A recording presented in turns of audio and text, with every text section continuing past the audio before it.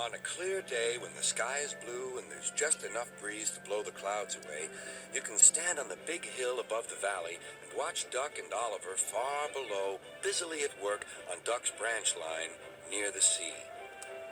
The two engines are very proud of their matching coats of gleaming color.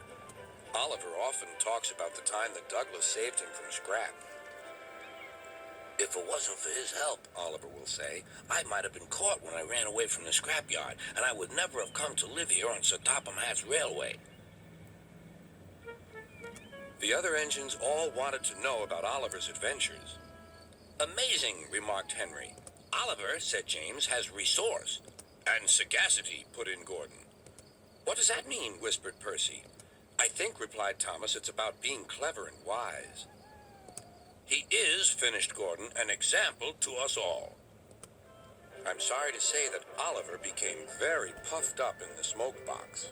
Henry says I'm amazing. He's right. He whistled as he swooshed along the line. One day, Sir Topham Hatt came to see him. You are doing well. Now you must learn how to look after freight cars. Every wise engine knows that you cannot trust freight cars. The other engines warned Oliver, but he took no notice.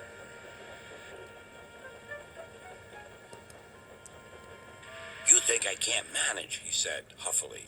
Gordon knows better. He says I'm sagacious. You may be good gracious, or whatever you call it, but cars can be troublesome, and... Say no more, Duck, interrupted Donald. It's a pity, but the wee engine will just have to learn for himself. Oliver pulled some loaded cars to a siding and pushed the empties to the chute.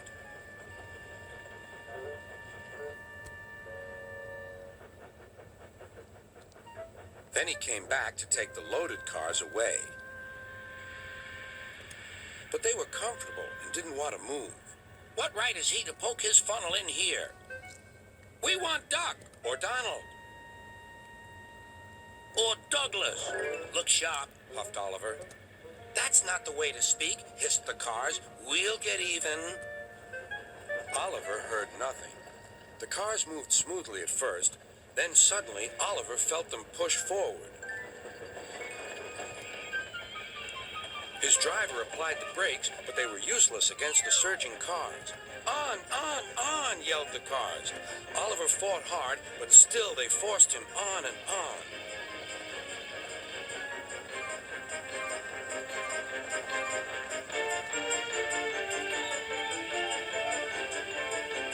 At last, the cars grew tired. I'm winning, gasped Oliver, but it was too late.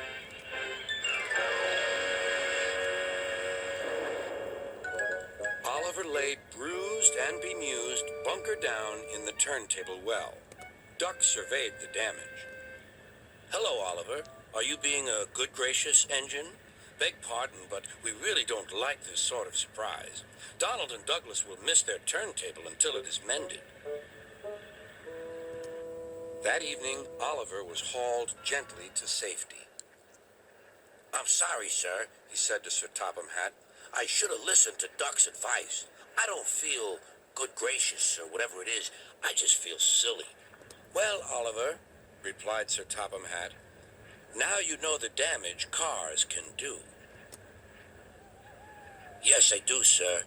I look like a load of scrap iron. Oh, I don't think so, laughed Sir Topham Hatt. But you do need to go to the works to be mended. The other engines now felt sorry for Oliver. The branch line won't be the same without you, whistled Duck. Come back soon. A few days later, Oliver did come back. His coat gleamed brighter than ever. He was a wiser engine, too, and never made a mistake about cars again.